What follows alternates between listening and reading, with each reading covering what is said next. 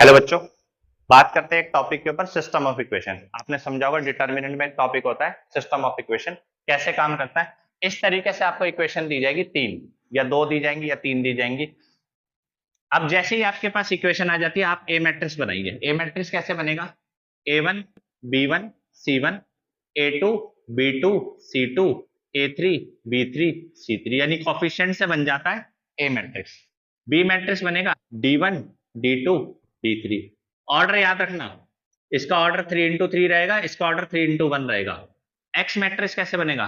X Y Z, इसका भी order 3 into 1 होगा। एग्री? अब आपको इसके सॉल्यूशन निकालने हैं, तो सबसे पहले आपको क्या निकालना होता है? डिटर्मिनेंट। अब डिटर्मिनेंट या तो जीरो आएगा या जीरो नहीं आएगा। अगर डिटर्मिनेंट जीरो नहीं आया तो ऐसे को कहते हैं non singular matrix. Non singular matrix. और क्या लिखते हैं कि ए इनवर्स एग्जिस्ट। इसका ए इनवर्स क्या करेगा? एग्जिस्ट करेगा। तो अगर determinant not equal to zero आए, फर्दर क्या प्रोसीड करेंगे? Matrix method. मैट्रिक्स मेथड लगाएंगे। क्या होता है मैट्रिक्स मेथड?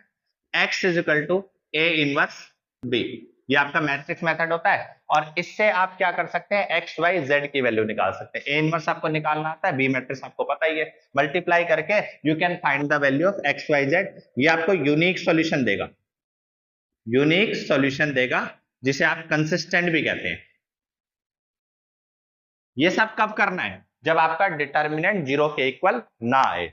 अगर डिटर्मिनेंट जीरो के इक्वल आ गया तो क्या होगा? तो वो सिंगुलर मैट्रिक्स हो जाएगा। अब सिंगुलर मैट्रिक्स में आप जानते हैं कि ए इनवर्स एग्जिस्ट नहीं करता।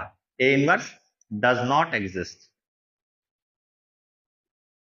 तो इस केस में आपके पास दो केस अराइज होंगे, adjoint of A into B. Inverse exist नहीं करता तो आप क्या करोगे? Adjoint of A into B निकालोगे। अगर आपका adjoint of A into B zero के इक्वल ना आए तो आप बोल देंगे इनकंसिस्टेंट। क्या बोल देंगे? इनकंसिस्टेंट। लेकिन अगर आपका adjoint of A into B zero के इक्वल आ गया तो आप बोल देंगे consistent with infinite solution. Consistent with infinite solution.